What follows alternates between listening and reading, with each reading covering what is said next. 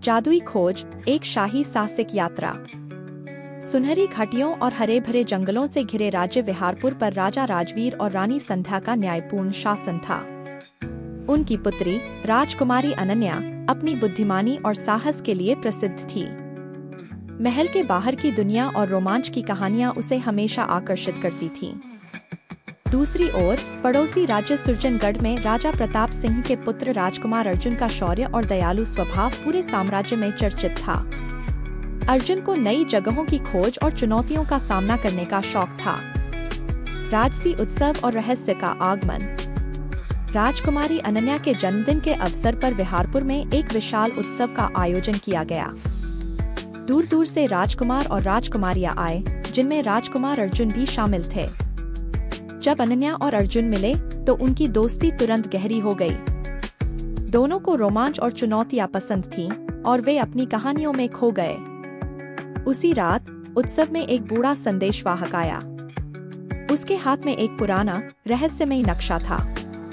उसने कहा कि यह नक्शा सुरक्षामणि तक पहुंचने का रास्ता दिखाता है, एक जादुई रत्न जो किसी भी साम्राज्य को अपराजेय बना सकता है।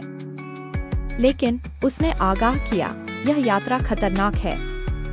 केवल वे ही इसे पा सकते हैं जिनके हृदय निस्वार्थ और साहसी हैं। अनन्या और अर्जुन ने मिलकर यह यात्रा करने का निर्णय लिया।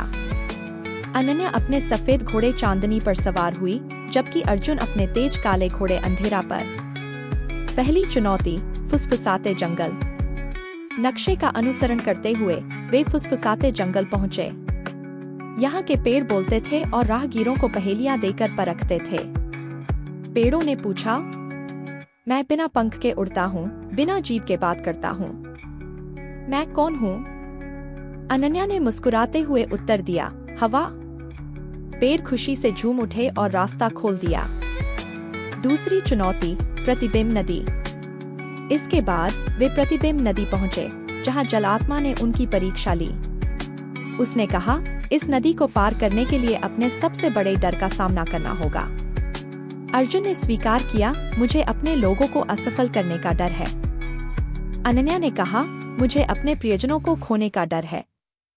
उनकी ईमानदारी और साहस से प्रभावित होकर जलात्मा ने उन्हें नदी पार करने दिया। अंतिम चुनौती, अग्निद्रक का गढ़। अंतिम चुनौती थी अग्निद्रक, एक विशाल और शक्तिशाली ड्रैगन जो सुरक्षामणि की रक्षा करता था। उसकी गरजती आवाज गूंजी, केवल वे जो निस्वार्थ हैं और जिनका हृदय शुद्ध है, मणि को छू सकते हैं। अपनी योग्यता साबित करो। अनन्या ने कहा, हम इसे अपने लिए नहीं, अपने लोगों की भलाई के लिए चाहते हैं। यह मणि हमारे साम्राज्यों को सुरक्षित रखेगी। अर्जुन ने जोड़ा, हम इसके लिए कुछ भी त्यागने को तैयार हैं, लेकिन इसे स्वार्थ में कभी उपयोग नहीं करेंगे। ड्रैगन उनकी निडरता और सच्चाई से प्रभावित हुआ। उसने मणि को उन्हें सौंपते हुए कहा, याद रखना, मणि की शक्ति केवल तब टिकेगी जब इसे एकता और निस्वार्थता से उपयोग किया जाएगा। विजयी वापसी और प्रेम का आरंभ।